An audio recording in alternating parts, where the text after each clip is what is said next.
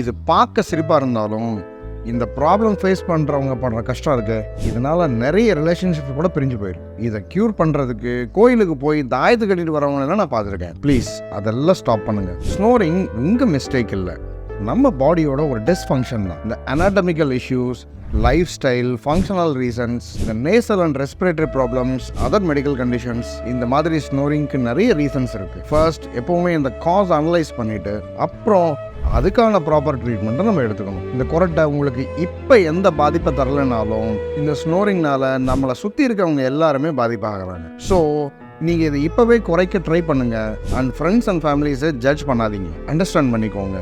இது க்யூர் ஆகிறதுக்கு உங்களோட சப்போர்ட் கண்டிப்பாக தேவை. இந்த ஸ்னோரிங்கான காசஸ் அண்ட் ரைட் ட்ரீட்மெண்ட் வேணும்னா இதை ஃபாலோ பண்ணிவிட்டு ஸ்னோர்னு கமெண்ட் பண்ணுங்கள்.